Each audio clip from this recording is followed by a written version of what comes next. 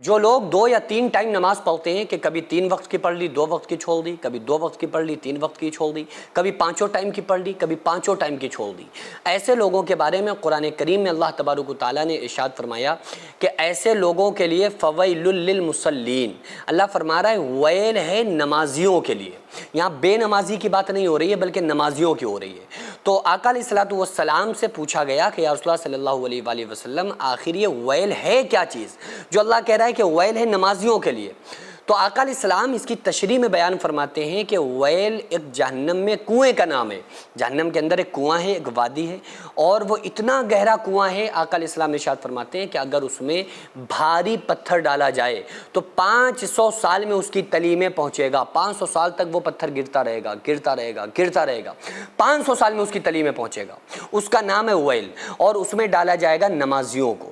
تو پھر آقا علیہ السلام نے اس کی تشریح بیان فرمائی کہ کون سے نمازی؟ تو آقا علیہ السلام فرماتے ہیں کہ وہ نمازی جو من چاہی نماز پڑھتے ہیں، رب چاہی نماز نہیں پڑھتے۔ من چاہی سے مراد کیا ہے؟ کہ کبھی 2 ٹائم پڑھ لی، کبھی 3 ٹائم پڑھ لی، ٹائم ملا تو پڑھ لی، ٹائم نہیں ملا تو چھوڑ دی، کبھی 5 پڑھ لی، کبھی 5 چھوڑ دی۔ تو یہ آج کل 80% لوگ یہی کر رہے ہیں کہ نماز پڑھتے ہیں، مغرب میں آ گئے، فجر میں آ گئے، اور باقی 3 ٹائم گول کر دی، کبھی ظہر گول کر دی۔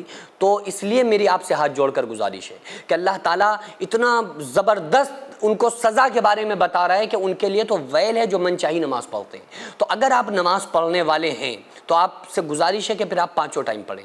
ہم نماز پڑھ بھی رہے ہیں پھر من چاہی پڑھ رہے ہیں، بھائی رب چاہی نماز پڑھو۔ نماز ایک ایسی چیز ہے، آقا علیہ الصلوۃ والسلام نے ارشاد فرمایا جب قبر میں مردے کو رکھ دیا جاتا ہے اور اگر وہ انسان نماز کا پابند ہوتا ہے تو نماز جب عذاب اس کی طرف آتا ہے نا، بڑھتا ہے قبر میں، اس کی طرف عذاب آتا ہے تو نماز آڑے آ جاتی ہے اور حائل ہو جاتی ہے اور عذاب سے کہتی ہے کہ میں اس کے قریب نہیں آنے دوں گی۔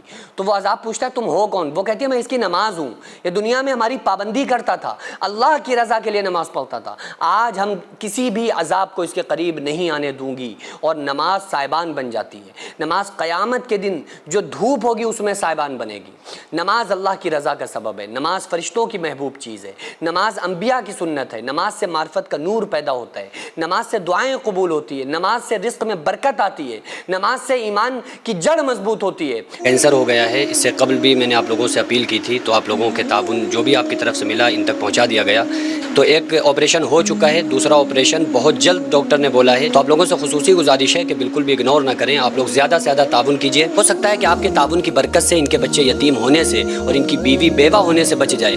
موت زندگی اللہ کے اختیار میں ہے، لیکن ہم لوگ کسی کے لیے محنت کر سکتے ہیں۔ اگر آپ لوگ 1000-500 روپے ہی صرف تعاون کر دیں تو بھی انشاءاللہ تعالیٰ ان کی جان بچ سکتی ہے۔ آپ لوگ ویڈیوز تو دیکھتے ہیں لیکن اس کو اگنور کر دیتے ہیں۔ اس معاملے میں آپ سے اللہ اس کے رسول کا آپ کو واسطہ ہے کہ آپ لوگ بالکل بھی اگنور نہ کیجیے، جتنا ہو سکے دل کھول کر آپ لوگ ان کے لیے تعاون کیجیے۔ کسی کی مصیبت میں اگر ہم کام آئیں گے تو اللہ تعالیٰ ہمیں بڑی بڑی مصیبتوں سے بچا لے گا۔ آپ لوگوں سے ہمیں بڑی امید ہے کہ انشاءاللہ تعالیٰ آپ لوگ ضرور تعاون کریں گے۔ آغازیہ ویلفیئر سوسائٹی کا جو QR آپ لوگوں کو اسکرین پر نظر آ رہا ہے، اس کے ذریعے سے آپ لوگ ان کی مدد ضرور کریں۔